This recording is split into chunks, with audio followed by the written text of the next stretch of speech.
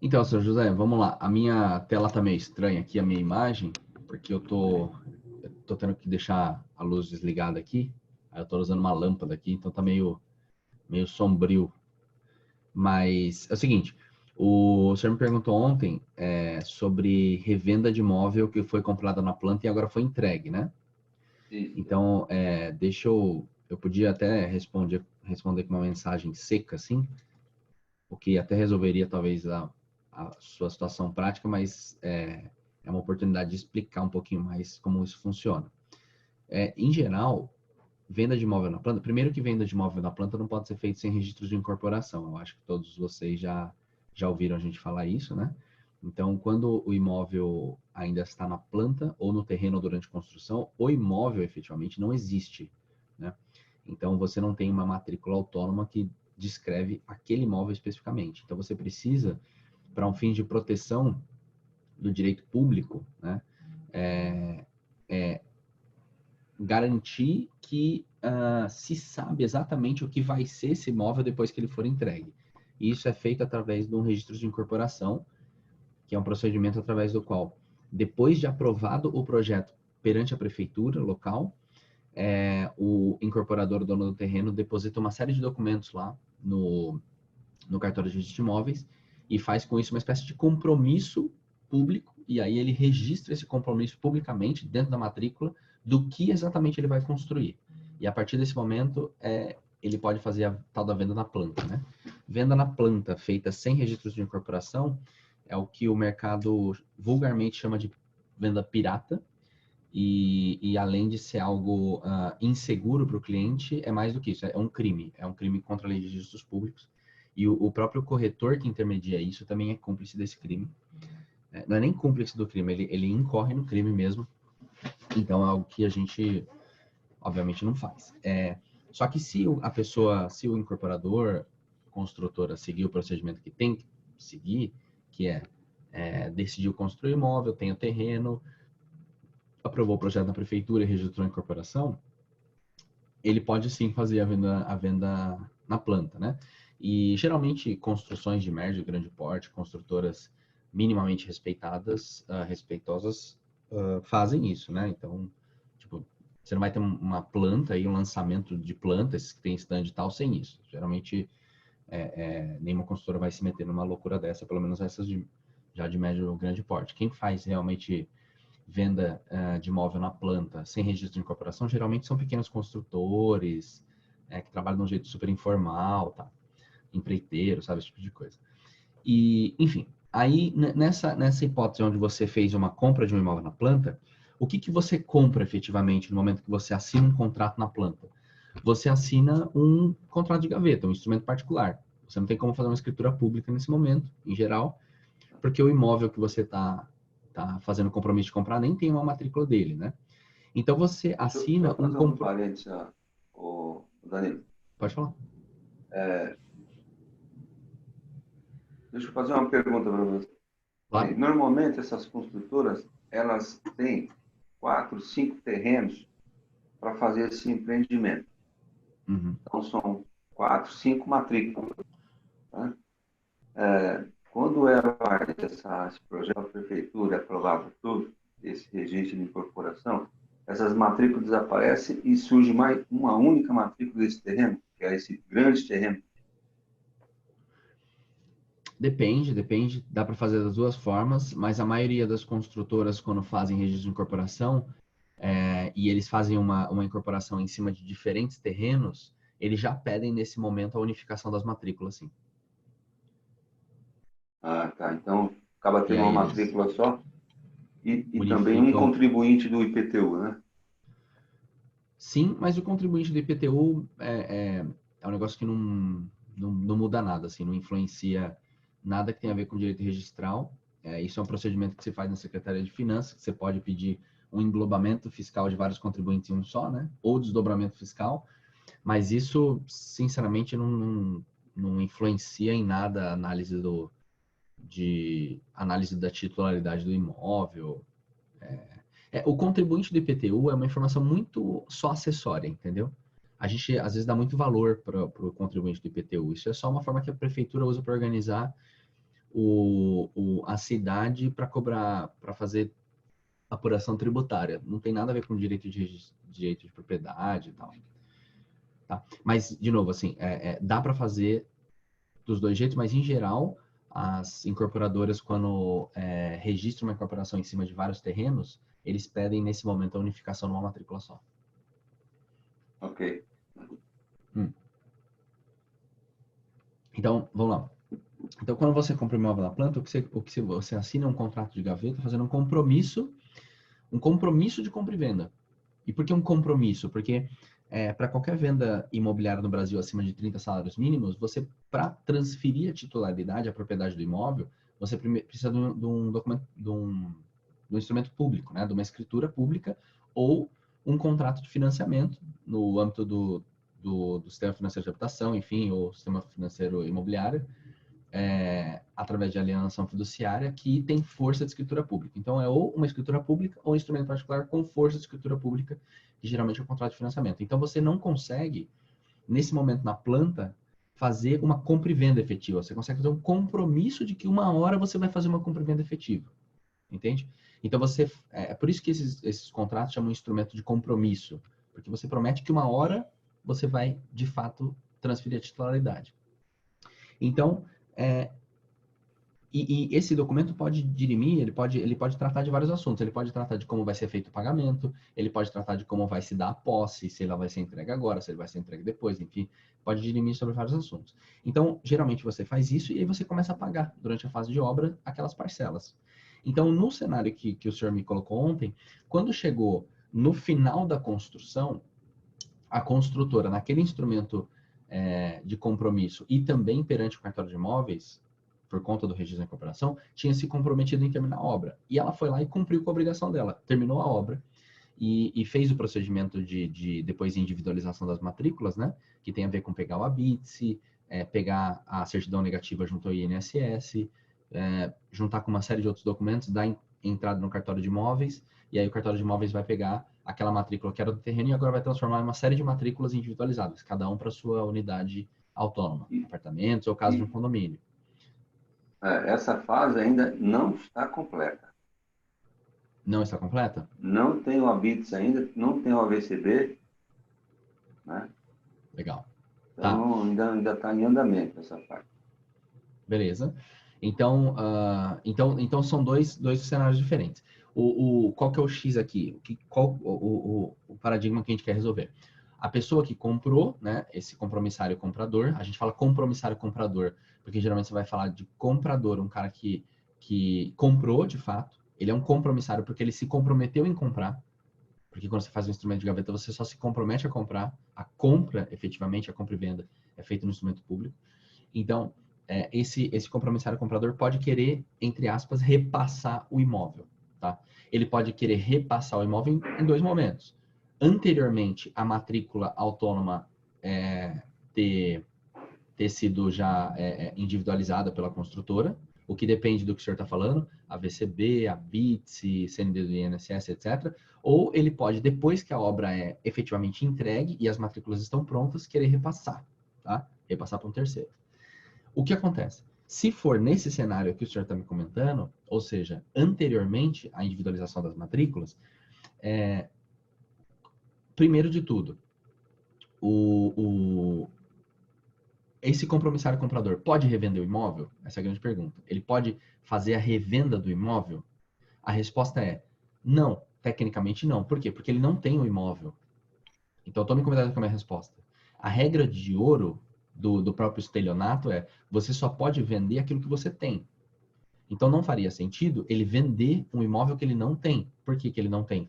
Porque ele tem a promessa de terminar de comprar esse imóvel um dia. Então, ele pode vender alguma coisa? Pode, mas o quê? Aquilo que ele tem. E o que ele tem? Ele tem, dentro de um contrato de compromisso de compra e venda, a posição de compromissário comprador. Ele pode ceder para um terceiro qualquer esses direitos que ele tem dentro desse contrato. Entendeu? E ele pode ceder de forma onerosa, ou seja, cobrando por isso. Então, eu tenho, dentro de um certo contrato com uma construtora, o direito de comprar, de que se efetive uma compra e venda em cima de uma unidade autônoma que está prometida para mim. E eu também tenho as obrigações XYZ, e eu tenho, dentro do âmbito desse contrato, um direito de crédito, por exemplo, porque eu já paguei uma parte do valor. Então, eu tenho um direito aqui, isso tem um valor de mercado. E isso que eu tenho, que não é a propriedade do imóvel, é o direito de ter a propriedade definitiva, e uma série de outros direitos aqui, o direito de que eu já paguei uma certa porcentagem ou até tudo, blá, blá, blá, blá. Isso daqui eu posso ceder para um terceiro. E a gente chama isso vulgarmente de revender. Mas a palavra vender, assim, na literalidade do direito imobiliário, ela não é muito técnica aí nesse caso, porque o que eu estou fazendo não é uma venda, é uma cessão de direitos, uma cessão onerosa. Beleza? Então, isso assim, isso eu estou passando um contexto mais teórico. Só que acontece, a construtora precisa concordar? E aí vem a pergunta. A construtora, ela, veja, eu fiz um compromisso de compra e venda, estou pagando a construtora, e aí chega o Ricardo e fala, e eu falo, Ricardo, você não quer, eu posso repassar isso aqui para você? Não quero mais, não vou ter dinheiro para terminar de pagar, ou enfim, posso repassar isso para você, Ricardo?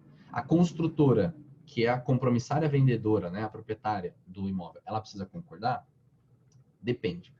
Depende do quê? Primeiro, o fato do Ricardo assumir a minha posição nesse contrato, em alguma forma prejudica a construtora? Então, esse é o primeiro detalhe, entende? Então, se eu fiz perante a construtora um compromisso de pagamento parcelado, você concorda comigo que quando eu fiz esse compromisso, a construtora de alguma forma, talvez, tenha analisado o meu crédito? Ou tenha interpretado se eu tenho capacidade de pagamento ou não? Então, se esse é o caso, e se ela me aceitou como compromissário comprador diante da circunstância financeira que eu provei para ela, não faria muito sentido a revelia do que a construtora acha, né, sem nem ouvi-la, chegar e falar, ó, não sou eu mais que vou pagar para você mensalmente, agora é o Ricardo. Entende? Porque teria que ser dado o direito dela analisar o crédito desse Ricardo. Então, esse é o cenário número 1. Cenário número 2, se a construtora em nada for prejudicada, tipo assim, ela não teria por que não querer isso, porque eu já paguei o preço integral, que é o caso que o senhor me perguntou, né? Ou seja, durante a fase da obra, o compromissário comprador já até quitou o preço. Então, nesse cenário, não vejo nenhum motivo para a construtora querer colocar pelo em ovo aí, ou querer colocar óbice para essa cessão de direito minha para o Ricardo. Ainda que nos contratos de compromisso de compra e venda, que as construtoras fazem, existam algumas cláusulas que queiram regular isso. Então, quais tipos de cláusulas que vêm nesses contratos de venda de planta? Por exemplo, geralmente eles colocam lá que para fazer essa cessão, eu preciso ter a anuência expressa da construtora. Geralmente tem cláusula que diz isso. Beleza, ainda que isso esteja na cláusula, eu meio que te garanto que se essa cessão não tiver nenhum prejuízo para a construtora, se ela se negar em dar essa anuência, né, nesse caso, por exemplo, onde já teve a quitação do valor, ela está agindo de forma sem sentido, assim, incoerente e não é razoável essa imposição dela. Se ela fosse demandada na justiça, com certeza o juiz ia falar, não faz sentido esse óbice seu. Então, seria só uma questão de argumentar lá com o jurídico da construtora, e eu tenho quase certeza que eles reverteriam essa decisão e dariam qualquer anuência. Isso é número 1. Número 2, tem muita construtora que por muito tempo colocava nos contratos uma tal de taxa de cessão, tá? Taxa de cessão que significava o quê? Significava assim, você quer ceder os direitos sobre esse contrato para alguém? Quero. Então você precisa pagar para mim uma taxa de X%, tipo 2% do valor do imóvel, 3% do valor do imóvel, sei lá, tá? Então, isso daí ficou muito tempo sendo discutido na justiça, tá? Se essa taxa de cessão vale ou não vale. Vocês entendem o que é isso aí que eu quero dizer? Essa taxa de cessão, você já ouviu falar, ô Sr. José? Não ouvi, não. Não? Então, o ponto é que as construtoras queriam, né, elas impunham, através de uma cláusula contratual, uma taxinha, né, para que o compromissário, o comprador, faça cessão desses direitos para um terceiro. E essa discussão ficou durante muito tempo na justiça, porque muita gente ia lá questionar, e o STJ, finalmente, há uns anos atrás, deu um entendimento que é aplicado a todos os contratos agora, que essa taxa de cessão ela é abusiva, ela é ilegal, a não ser que se cobre alguma taxa específica, porque a construtora teve, de fato, um custo com aquilo. Então, por exemplo, vamos supor que a minha cessão para o Ricardo faça com que a construtora tenha que ter um trabalhinho ali jurídico, ou de escritório mesmo, para atualizar banco de dados, para, tipo, refazer contrato, para não sei o que, isso aí custa R$1.000, R$2.000. Então, uma taxa, é uma taxa justificável, porque a consultora, de fato, vai ter um trabalhinho ali, e tempo é dinheiro, né, para reatualizar quem é o compromissário comprador, enfim, reemitir boleto, sei lá. Então, nesse caso, ela pode cobrar um ressarcimento dessas despesas, mas ela não pode ter um lucro, ela não pode ter, vamos dizer, um enriquecimento sem causa, né? Por causa dessa cessão. Então, nesse caso aí, essas taxas, se é que está no seu contrato, são consideradas hoje ilegais. E por que eu estou falando isso? Porque depois que o STJ deu esse entendimento, provavelmente as consultoras deixaram de colocar isso nos contratos, nas minutas padrão de contrato, mas pode ser que ela não tenha feito, ou pode ser que essa compra aí tenha sido feita no momento anterior a essas decisões da STJ. Então, uma outra peculiaridade aí desse procedimento de cessão de direitos bastante frequente, né? E bom, então, você entendeu? Assim, a primeira coisa que eu queria responder é se pode ou não fazer a cessão de direitos. Pode. É claro que vamos ler contrato a contrato de compromisso com venda, pode, mas, número 1, se de alguma forma isso colocar em risco ou mudar para a construtora alguma coisa efetiva, porque essa pessoa está assumindo parcela e tal, aí a construtora ela teria até o direito de negar. A não ser que a pessoa que está cedendo fique solidariamente responsável. Tipo assim, ó, eu estou cedendo meus direitos para o Ricardo, só que eu fico aqui, ombro a ombro, responsável junto com ele do pagamento de parcela. Aí a consultora não teria por que falar não, né? Só que qual que é o detalhe dessa cessão de direitos? Ô, Danilo, Oi? a sua voz está já começando a ficar ruim. Aqui o som está chegando muito ruim. Tá soquinho. Tá ruim aí, Ricardo, para você? Tá. Eu acho, deve ser a sua internet aí, viu, Sr. José? Eu vou continuar falando aqui, se continuar ruim, o senhor me dá um toque aí, tá? Tá? Mas,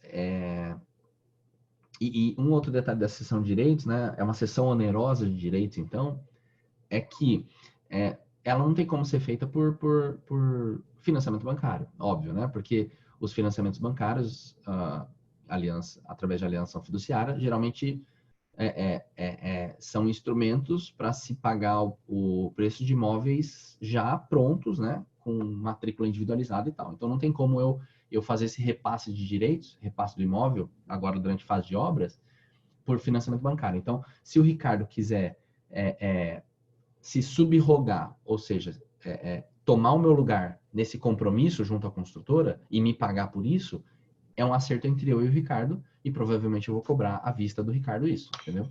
Eu poderia até fazer com o Ricardo um outro esquema, faz o seguinte, eu já paguei 200 pau nesse apartamento aqui, para você assumir os meus direitos sobre esse contrato, me dá 50 agora, né, e 200 daqui 2 anos, enfim. Aí é um problema entre eu e o Ricardo, entendeu?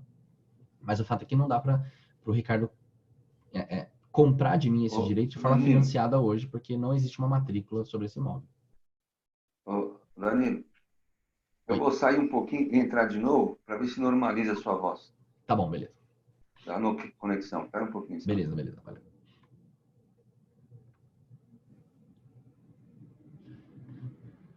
Ricardo, enquanto o Sr. José sai e entra, você está conseguindo acompanhar aí? Está fazendo sentido?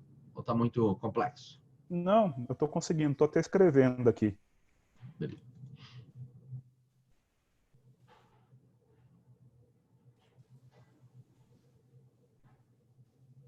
Cara, eu só vou tirar o aparelho da boca. Espera só um pouquinho, que já deu esse negócio aqui. Ok, já retornei aí.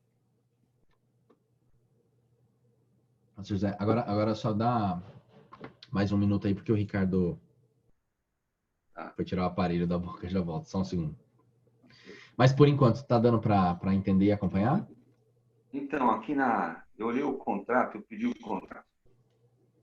E no contrato prevê que ele pode fazer a cessão de direito para terceiros, né? Uhum. Olha lá, os compradores poderão transferir seus direitos e obrigações a terceiros se estiver em dia com as obrigações aqui assumidas e mediante autorização por escrito da vendedora. Essa é uma das cláusulas que está aqui dando essa possibilidade do primeiro comprador transferir para um segundo comprador. Não, legal. Ou seja, já tem uma previsão expressa no contrato de que ele pode fazer isso. As consultoras geralmente vão colocar essa cláusula dizendo que precisa da anuência dela, mas, sinceramente, se essa cessão de direitos em nada prejudicar a consultora, não vai haver um caso que ele vai falar, me nego a deixar acontecer algo que não me prejudica, entendeu? Isso não faria sentido. Mas vamos lá, e continuando, qual que é o detalhe, então? Essa cessão de direitos pode ser feita? Pode. Dá para fazer cessão de direitos de forma financiada? Não dá, porque o imóvel não tem nenhuma matrícula. Então, seria um acordo. O jeito que o cessionário, ou seja, esse comprador dos direitos, né? Esse cara para quem o imóvel foi repassado, a gente chama isso de cessionário dos direitos, vai pagar o cedente dos direitos. O cedente dos direitos, quem é? A pessoa que se comprometeu a comprar esse imóvel perante a construtora, né? Compromissário, comprador original, e agora ele está cedendo os direitos, então ele é um cedente de direitos, e o terceiro comprador aí é o cessionário. A maneira como vai haver esse pagamento é um problema entre eles, tá? Se é com bala, com pastel, com troca de favores, enfim, é um problema entre eles. Mas não dá para fazer através de alienação fiduciária, tipicamente. Danilo, Oi. Desculpa cortar. Vou fazer uma pergunta, cara. Existem alguns tipos de terrenos, alguns tipos de empreendimentos assim, em que as pessoas financiam com os próprios construtores, né? Tipo, sei lá, é somente muito comum lá perto de Bragança Paulista, Amparo, essas coisas assim, o cara vai lá e compra um terreno, um empreendimento que vai ser construído tudo. Vamos supor que ele parcelou, né? Aí de repente, vamos supor, eu ofereço para você esse tipo de coisa. Fala, eu comprei lá tal, mas eu comprei dando 50 pau de entrada e estou parcelando o resto em 2.000 por mês tal. Mas eu não vou ficar mais, quero passar para você. Você pode ter o direito de fazer parcelado também? Por exemplo, assim, você vai falar assim, Ricardo, eu pego, mas só se eu conseguir também pagar 2 pau por mês, entendeu? Eu só aceito pegar o seu contrato se eu conseguir fazer o pagamento de 2 pau por mês. Eu te dou essa diferença que você já deu. Eu entendi a pergunta. Tem que só ver o seguinte, esse financiamento direto com a construtora ou incorporadora, né, entre várias aspas aí, tem que entender se é um parcelamento do preço diretamente, ou seja, você me deve 100 mil reais, você vai me pegar R$1.000 por mês, mais atualização monetária, por exemplo. Isso é uma situação A. A situação B e nessa situação A e ao final do pagamento do preço eu vou passar o título de propriedade para você, comprador. Esse é um cenário. Mas um outro cenário, e nesse caso aqui, daria para fazer um repasse dos direitos, né? Uma cessão de direitos e esse terceiro assume as obrigações e começa a pagar? Sim, mas nesse caso eu vejo ser razoável a própria construtora ou a incorporadora, né, que fez o compromisso, precisar concordar. Porque, de novo, a pessoa está assumindo um parcelamento por 10 anos, então eu quero saber quem que está assumindo o parcelamento para ver se eu aprovo, vamos dizer assim, né, o crédito dessa pessoa. Agora, no cenário número 2, que eu já tinha o terreno lá, ou a casa, enfim, geralmente é terreno que isso acontece, com uma matrícula autônoma individualizada, e eu transferi a propriedade para o comprador, só que eu transferi e também fiz uma alienação fiduciária, entende? Ou seja, aí houve uma transferência de titularidade, só que com alienação fiduciária. Então, nesse caso, não é um parcelamento, é um financiamento de fato, né, através de alienação fiduciária, só que sem um banco. Porque mas desde que tem uma matrícula individualizada. Exatamente. No caso, que é o caso que você estava falando, que tem antes do senhor José Fernandes falar que tinha esse negócio, assim, esse não vale. Desde que tem uma matrícula individualizada, vale. Exatamente. Só que são cenários diferentes, porque no exemplo que você me deu, é um terreno que não é uma venda de planta, é um compromisso. O dono do terreno aí não está assumindo um compromisso de terminar nenhuma obra, entendeu? Ele, tá aqui e me paga em 10 anos. É um cenário número 1. O cenário do Sr. José lá é outra coisa, é uma venda de planta, onde existe um compromisso de terminar uma obra, né? Mas no seu caso aí especificamente, que geralmente é um caso de terreno, se tivesse uma matrícula individualizada, a construtora poderia, construtora não, né? A incorporadora aí do loteamento, do empreendimento, poderia transferir já a propriedade desse imóvel pro para o Ricardo, comprador, e fazer uma alienação fiduciária com ele. Assim como o Itaú faria, Caixa Econômica Federal, etc. A alienação fiduciária, ela não é o credor fiduciário, né, no caso, ele não precisa ser um banco. A gente acha que a alienação fiduciária é uma coisa restrita das instituições bancárias. Não é. Eu posso ser um credor fiduciário do Ricardo. Ô, Ricardo, você quer comprar um imóvel do Marco? Quero. Cara, quer que eu seja o seu financiador, vamos dizer? Quero. Cara, é o seguinte, eu cobro 12% ao ano, tal, a gente faz um contrato e eu entro como credor fiduciário. É igualzinho, com banco, etc.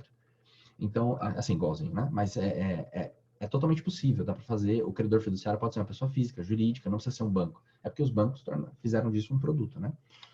Mas, enfim, responde essa questão aí? Só para a gente voltar ali na questão do Sr. José.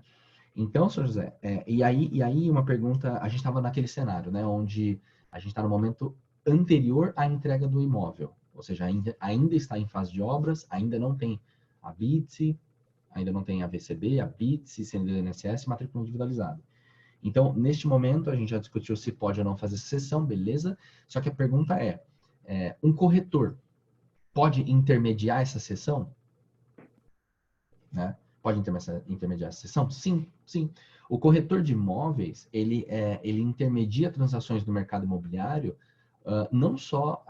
ele não só intermedia a compra e venda definitiva de imóveis, ele intermedia uma cessão de direitos, uma cessão de direitos possessórios, uma cessão de direitos de compromissário comprador no contrato de imóvel na planta. Não tem problema nenhum. É uma intermediação imobiliária. Obviamente, nesse caso, é uma intermediação que pode ser um pouquinho mais complexa, que o corretor tem que tomar cuidado para ver se ele não está fazendo uma coisa que não pode, né? Por exemplo, intermediando o repasse de um imóvel que foi comprado na planta sem registro de incorporação. Isso não pode. Então, já teve um erro original, já teve uma fraude à lei de registros públicos, e agora o corretor não pode intermediar um repasse de um erro que começou lá atrás. Então, só tem que tomar esses cuidados, mas não tem problema nenhum. Tem um mercado ali, tem um serviço a ser prestado, enfim, e começam a ser apurado. Só que então, isso, assim, juridicamente falando. Agora, comercialmente falando, esse não é o business da Remax. Não é o business da Remax. Por alguns motivos. A Remax ela é especializada em venda de imóveis de terceira. Primeiro de tudo. Segundo, é proibido a gente fazer isso? Não, claro que não é proibido. Mas geralmente não coaduna muito com o nosso modelo de negócio. Não combina muito bem, porque um dos grandes pilares do nosso modelo de negócio tem a ver com precificação, né? E a ideia é que num empreendimento, por exemplo, a gente sempre tenha os produtos mais atrativos daquele empreendimento, de melhor preço. Se alguma coisa vai ser vendida, tem que ser o nosso produto. E quando a gente pega para intermediar esse repasse de imóvel que foi comprado na planta, provavelmente, a não ser que seja uma situação muito peculiar daquele cliente ali, mas provavelmente ele não vai estar colocando na sua mão um imóvel com um preço muito mais atrativo do que a própria construtora está vendendo. Entende? Então, num cenário desse, provavelmente você não vai ter a unidade mais barata do empreendimento. Ou uma das mais baratas do empreendimento. Você vai cair no oceano vermelho, que a gente fala. No mar de tubarões, onde você tem mais um dentre as dezenas ou centenas de produtos que estão sendo oferecidos para o mercado por um preço muito parecido. Então, qual que é a vantagem competitiva do seu produto em detrimento ao resto das outras unidades que estão no empreendimento? É muito difícil de enxergar. Então, no cenário onde você vai competir ombro a ombro com os outros e não vai ter diferencial, é um cenário onde a Remax tem pouco valor a agregar. Fala aí, mano. Posso discordar colocando minha opinião rapidamente? Sim. Eu acho assim, dá para trabalhar sim esse tipo de mercado, desde que você aplique a metodologia da Remax na maneira de trabalhar. Então, o que você tem que fazer? Você tem que prestar um serviço de excelência para o proprietário, que é o dono da obra. Então, você vai ter que fazer todo o plano de marketing para a obra inteira, você vai ter que ter exclusividade para a obra inteira, você vai ter que entender sobre documentação mais do que o dono da obra, sobre regime de incorporação. Não, mas espera aí. O cliente aqui não é a gente não está falando de atender o construtor incorporador. O cliente do José Fernandes é o compromissário comprador que comprou na planta. Beleza. Por isso que é exatamente isso que eu tô te falando, entendeu? Se ele quiser trabalhar com lançamento, ele não pode ir atrás dos imóveis, ele tem que ir atrás do dono de todos.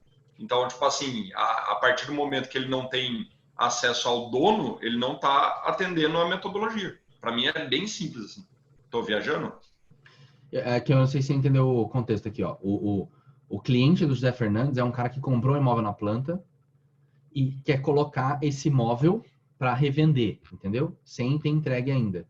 E o que eu estou dizendo para o José é improvável, não é impossível, é improvável que você consiga fazer com que esse compromissário comprador na planta chegue num valor de revenda desse imóvel que faça dele mais barato do que os próprios imóveis da própria construtora. Porque esse cara vai estar perdendo dinheiro, entendeu? Então, é difícil encaixar um cliente desse, um imóvel desse, dentro do modelo de negócio da Remax. É impossível? Não. Pode ser que o cara comprou lá por 200 mil na planta e agora, por uma situação financeira dele, ele precise revender por 150. Beleza. Aí eu acho que faz sentido você trabalhar um proprietário desse. Não é um proprietário, né? Um cliente desse que é um compromissário comprador. Porque aí você vai ter um produto na sua carteira que em termos de precificação, muito atrativo, e aí faz sentido você ter uma gestão de promoção exclusiva, fazer um plano de marketing, etc. Um plano de marketing para achar alguém que queira comprar a posição dele nesse contrato. Você entendeu, Fernandão? O paradigma que o José está colocando aí é outro, não é o de atender o construtor, o incorporador. É se ele pode ou não pegar um imóvel que já foi comprado na planta e agora o cara quer revender. Sim, perfeito. É que a maneira que eu estava entendendo a discussão era outra. Porque é óbvio que se o cara comprou na planta, teoricamente vai chegar no final da construtora vai estar mais caro, né? Tem, cara, inclusive tem algumas construtoras que nem permitem ao comprador vender abaixo do preço que eles estão oferecendo no mercado. Não tem isso aí? Tem, mas é outra restrição que se tiver no contrato é ilegal, sem dúvida. Isso é um problema do cara, entendeu? Vão ter contratos que vão ter cláusula assim, mas para mim é a típica cláusula que o cara coloca só por colocar ali, é inócua. Que o direito de tomar prejuízo, alguém vai me tulhar o direito de eu tomar prejuízo se eu precisar? Não faz sentido. Tudo bem, Sr. José? Entendeu isso aqui? Tá. Tudo bem, estou entendendo, sim. Agora, eu só tenho mais uns 10 minutos no máximo aqui, mas eu queria contar um pouco de o que acontece se a gente estivesse naquele cenário 2, que é o imóvel já... Eu sou compromissário comprador, comprei na planta, durante a fase de obra eu já tinha grana e já quitei, então a minha obrigação de pagar o preço já terminou, eu não vou precisar entrar no financiamento, etc. Eu optei por isso. A construtora ainda tem a obrigação de terminar o empreendimento e depois passar o título de propriedade da unidade autônoma para mim, beleza. Ela vai lá e faz isso, faz isso na parte construtiva, né? Termina a obra, pega o habite, regulariza no INSS que tem que regularizar, enfim, e individualiza as matrículas, me entrega a posse, tá aqui a chave, beleza, peguei a posse do imóvel, comecei a pagar condomínio, inclusive, e agora, só que o título de propriedade entra no nome da construtora. A construtora meio que não se preocupa muito em passar esse título de propriedade para mim, porque eu já quitei o preço. Se eu tivesse pagado uma parte do preço só durante a obra e tivesse me comprometido a pagar o restante agora na entrega das chaves, né, do documento, efetivamente da unidade, através de alienação fiduciária, aí a consultora ia vir na minha garganta, claro. Ó, e aí? Falta você me pagar ainda metade do valor da unidade, você não vai fazer financiamento? A matrícula está pronta, faz o seu financiamento logo. Então aí ela ia correr atrás. Mas se eu quitei o preço ao longo da fase de obras, essa pressão vindo da construtora vai ser muito menor, se não zero, porque o interesse de transferir o título para o comprador é muito mais do comprador nesse caso do que da própria construtora. Enfim, tem caso e caso, porque às vezes a construtora quer se livrar das matrículas para não ficar correndo risco de ser responsabilizada por dívida de condomínio, mas enfim. Então, nesse caso, vamos supor que esse compromissário comprador, nesse cenário onde ele já quitou o preço e a matrícula individualizada está na mão dele, está na posse, quer revender o imóvel, tá? Ele quer revender o imóvel para o Ricardo. E, geralmente, o cara vai querer fazer isso sem escriturar o imóvel para ele e depois para o Ricardo. Por quê? Porque a sensação que ele tem é que ele vai gastar dinheiro à toa. Né? Quer dizer, eu estou aqui, beleza, eu tenho todos os direitos sobre esse imóvel, tenho o direito de receber esse título de propriedade, mas como eu vou já vender para o Ricardo, eu quero achar um comprador e aí eu vou pedir para a construtora passar o título de propriedade direto para o Ricardo. Beleza? Para economizar. Pode isso, Arnaldo? Pode isso, Arnaldo? A resposta é, depende. Depende do quê? Primeiro, se for por alienação fiduciária, a venda. Então, se o Ricardo veio aqui e quer comprar por financiamento bancário, provavelmente não vai dar para fazer essa passada direta. Provavelmente não. Não dá para fazer essa passada direta. Por que não dá? Porque o instrumento de bancário, né, de alienação fiduciária, é um instrumento de compra e venda.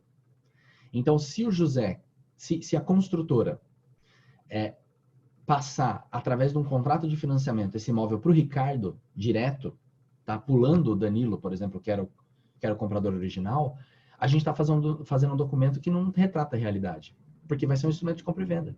E o Ricardo não é o comprador da construtora. Tá? Isso número 1.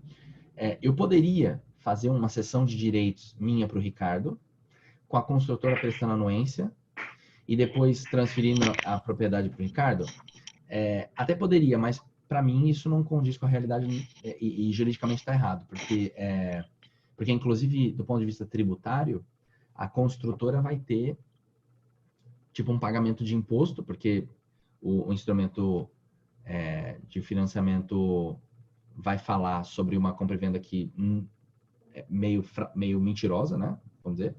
Então, ele vai pagar imposto em cima de uma realidade que não existe, porque ele, teoricamente, já pagou imposto em cima daquilo que o compromissário, o comprador lá da planta pagou.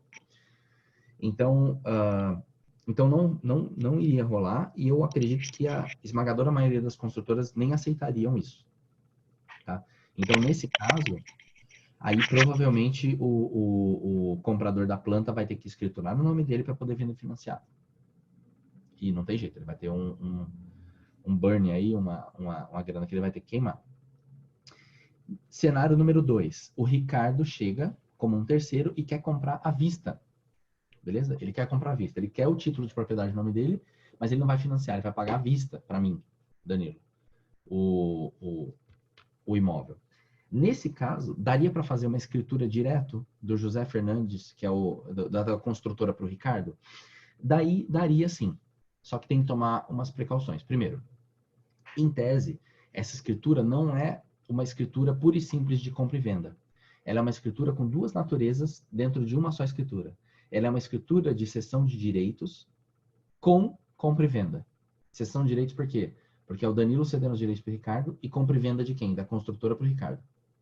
Então, é uma escritura que tem duas naturezas, inclusive cobra-se 2 emolumentos em cima de dois atos. E, enfim, e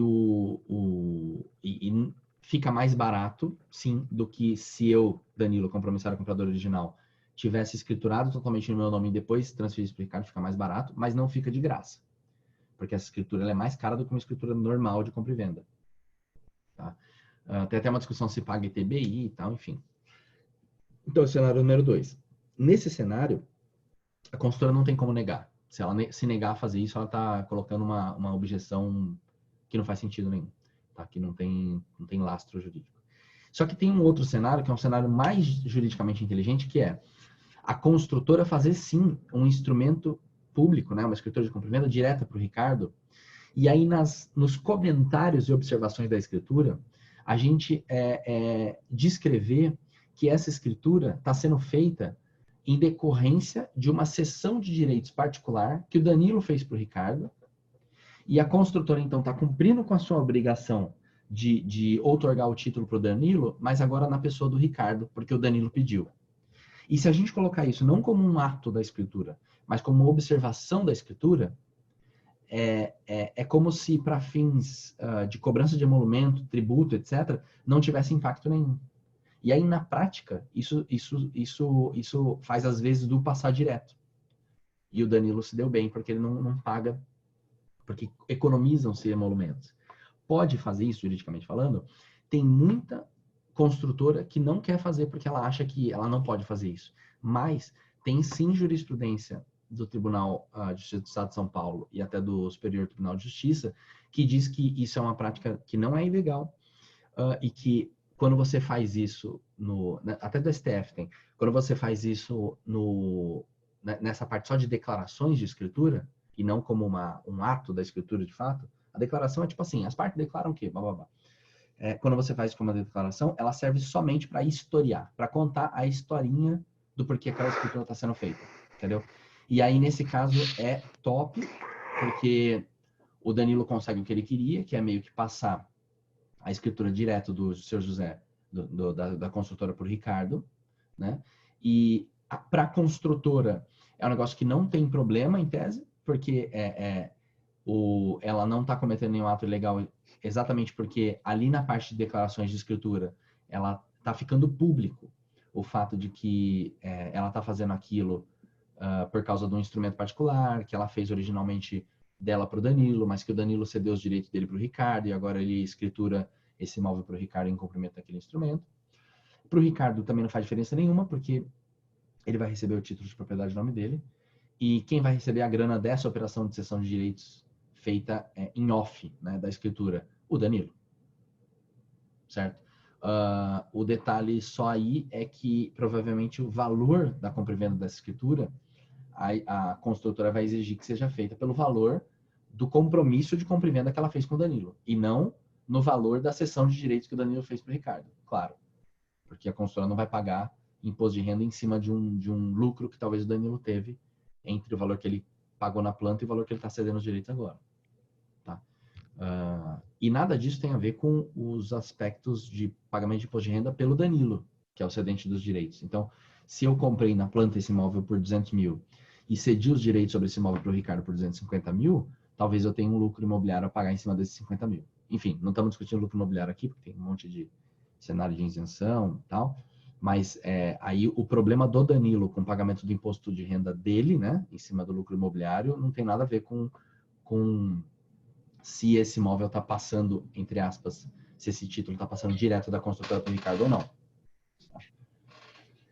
Então, assim, parece fácil o assunto, mas não é, né? E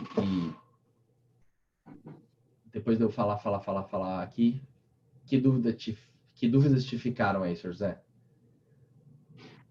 E veja que, assim, ó, eu não sei, ô Ricardo, você que está conosco há pouco tempo, perceba que, cara, se tem uma coisa que a gente não tem aqui, é o famoso jogar pra torcida, entendeu? Tipo, sabe jogar pra torcida? Sabe gente que fala, mas quando vai dentro do detalhe das coisas não sabe explicar? Aqui é o contrário.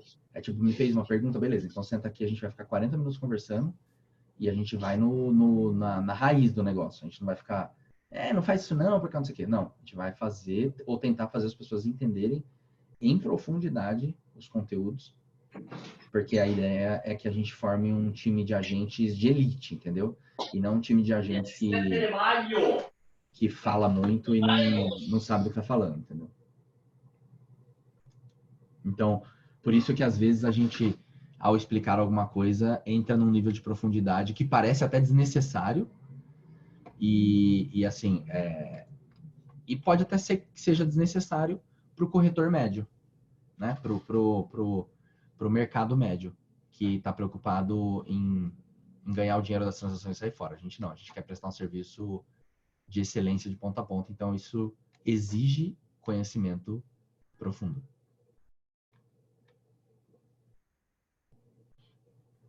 Para mim, assim, eu, nesse pouco tempo que eu estou fazendo isso, eu já recebi alguns imóveis, né, digamos, foto de imóveis, assim, para poder fazer venda no litoral, né, exatamente de uma forma parecida com essa, né, de terreno ou com compra tudo. Uma coisa que eu aprendi na faculdade com um professor meu, ele falava assim, Ricardo, é bom você aprender tudo para você saber o que você não quer da vida. Né? Então, quanto mais você lê, quanto mais você escuta, quanto mais você conversa, mais você tem certeza do que você não vai querer. Esse tipo de coisa que está passando aqui é uma coisa que é muito assim, muito para realmente quando você tem muito interesse em mexer com o terreno. Não é meu caso, entendeu? Então, nesse caso é bom aprender mesmo, para poder fugir um pouco também disso aí, né? Não, e assim, mesmo que você não vá trabalhar com terreno, esse tipo de cliente vai cair no seu colo várias vezes, esse tipo de situação. E ainda que você opte por não se especializar nisso, é legal você ter um pouco dessa bagagem para dar uma orientação mais técnica para o cliente, entendeu? Porque independente daquele cara ser o seu cliente hoje ou não, sempre tudo que passa na nossa mão é uma oportunidade da gente fincar a bandeira da autoridade. Entende? Então, cara, eu não vou trabalhar com isso, eu não vou poder te ajudar. Assim, eu não vou poder te ajudar no sentido de captação imóvel, beleza. Só que em 5 minutos eu vou te explicar uma coisinha que talvez não te falaram. Meu, você fincou uma bandeira de autoridade e aquele cara de neutro, ele se tornou talvez um promotor da marca Ricardo. Então, as indicações chegam dessa forma, etc. São sementes que você vai plantando, né, na sua carreira que uma hora volta. Mas beleza? Sr. José, era isso aí que eu queria te explicar. Depois, se você quiser que eu entre no detalhe desse caso específico aí, te ajude a ler esse contrato, etc., beleza, me manda, a gente bate um papo. Mas eu preciso começar a encerrar aqui, porque agora às 9 a galera de locação começou a entrar no link para a gente fazer nossa reunião de operações diárias aqui. Ok. Obrigado pelas instruções aí. E foi muito bacana, bastante parte agora, para mim poder tomar uma decisão aqui se compensa trazer dentro essa gestão ou não. Né? Fechou. Ok, obrigado então. Valeu, Sr. José. Obrigado, abração. Danilo, esse treinamento você gravou, né? Vai ficar disponibilizado pra gente também, né? Gravei. Depois eu mando o link para vocês. Valeu. Treinamento não, né? Foi. Resposta, bate-papo a uma pergunta. Beleza? Tá bom, Ricardo. Obrigado, viu? Abraços. Beleza. Bom dia Valeu. pra vocês aí. Até às 10, né? Até mais. E... Danilão, dá um